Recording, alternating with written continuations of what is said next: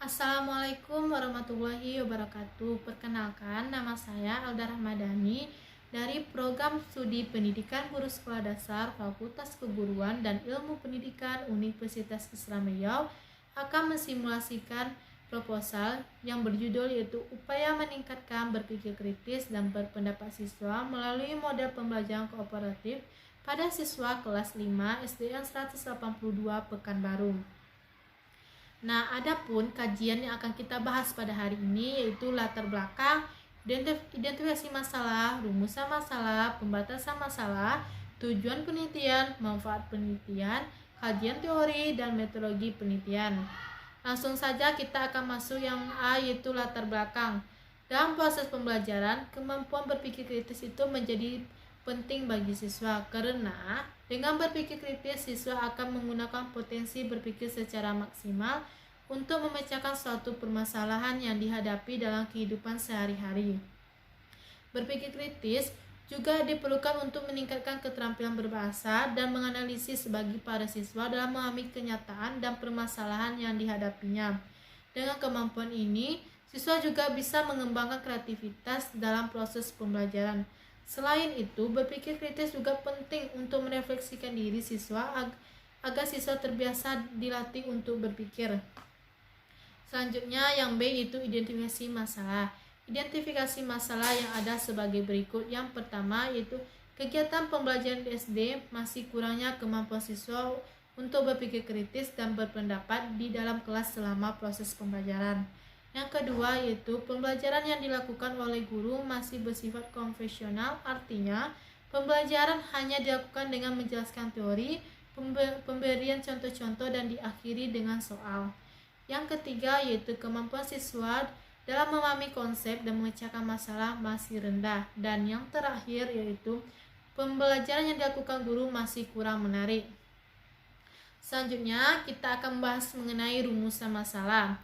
Rumusan masalah yaitu apakah penggunaan model pembelajaran kooperatif dapat meningkatkan kemampuan berpikir kritis dan berpendapat siswa pada kelas 5 SDN 182 Pekanbaru. Nah, itu adalah rumusan masalahnya. Selanjutnya kita akan membahas mengenai pembatasan masalah. Dalam penelitian ini terdapat batasan penelitian agar penyajian pembahasan permasalahan lebih jelas. Batasan masalah dalam penelitian ini adalah pada peningkatan kemampuan berpikir kritis dan dengan menggunakan model pembelajaran kooperatif pada siswa kelas 5 SDN 182 Pekanbaru pada mata pelajaran ilmu pengetahuan sosial.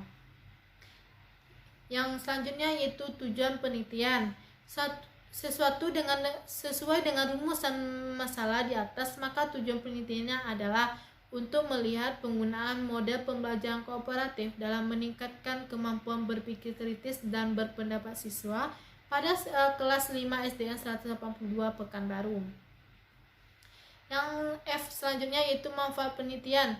Hasil penelitian ini diharapkan dapat memberikan manfaat antara lain bagi peneliti, bagi siswa, dan bagi guru. Ada pemanfaat bagi peneliti yaitu sebagai calon pendidik, penelitian diharapkan dapat memperluas wawasan mengenai model dan media pembelajaran serta sumber belajar yang dapat digunakan dalam kegiatan belajar mengajar di kelas agar terciptanya pembelajaran efektif dan berkualitas. Manfaat bagi siswa yaitu yang pertama yaitu dengan adanya variasi model pembelajaran diharapkan siswa lebih tertarik untuk proses pembelajaran. Yang kedua yaitu dapat meningkatkan kemampuan berpikir kritis dan berpendapat pada siswa kelas 5 SDN 182 Pekanbaru. Dan yang ketiga yaitu siswa berlatih untuk memecahkan persoalan-persoalan yang dihadapi dalam proses pembelajaran. Yang selanjutnya yaitu manfaat bagi guru. Dengan dapat menambah wawasan guru dalam penggunaan sumber belajar dan yang digunakan dalam kegiatan belajar mengajar di sekolah.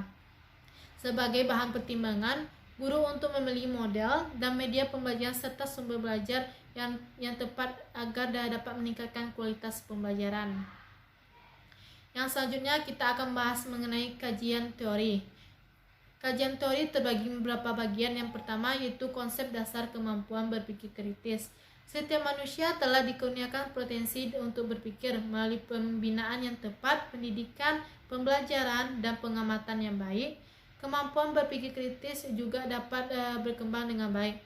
Salah satu berpikir yang menuntut kemampuan berpikir tingkat tinggi adalah berpikir kritis. Karena dalam berpikir kritis, siswa dituntut untuk berpikir secara beralasan dan refleksi dengan menggunakan penalaran serta membuat keputusan tentang apa yang harus dilakukannya. Yang B yaitu kemampuan berpikir kritis.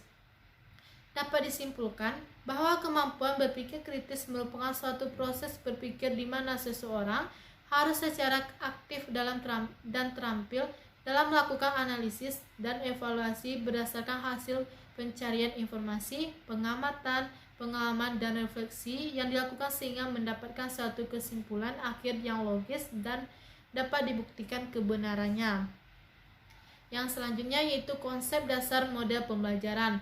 Penelitian tentang model pembelajaran telah dilakukan oleh beberapa ahli di Amerika sejak tahun 1950-an.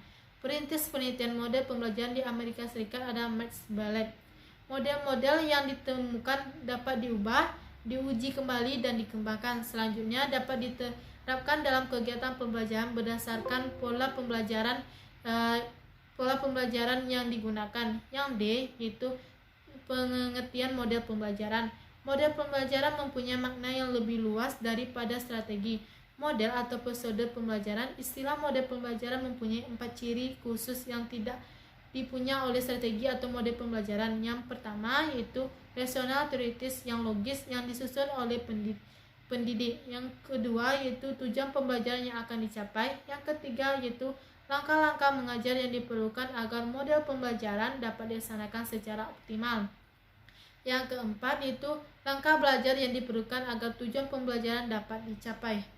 Selanjutnya yaitu model pembelajaran kooperatif. Pembelajaran kooperatif adalah model pembelajaran yang menempatkan siswa dalam kelompok-kelompok kecil yang anggotanya bersifat heterogen, terdiri dari siswa dengan prestasi tinggi, sedang, dan rendah, perempuan dan laki-laki dengan latar belakang etnik yang berbeda-beda untuk saling membantu dan bekerja sama mempelajari materi pembelajaran yang akan belajar semua anggota maksimal.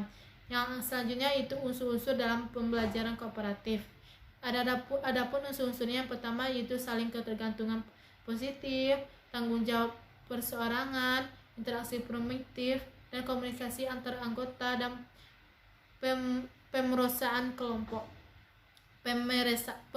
kelompok. Selanjutnya yaitu metodologi penelitian. Penelitian ini menggunakan metodologi kualitatif yaitu penelitian tindakan kelas atau PTK. Penelitian tindakan kelas merupakan satu bentuk penelitian yang dilakukan untuk mengatasi masalah-masalah yang terdapat di dalam kelas. Baiklah, hanya itu saja seminar proposal dari saya. Mohon maaf apabila ada kekurangan. Saya sudahi dengan wabillahi taufiq hidayah. Wassalamualaikum warahmatullahi wabarakatuh.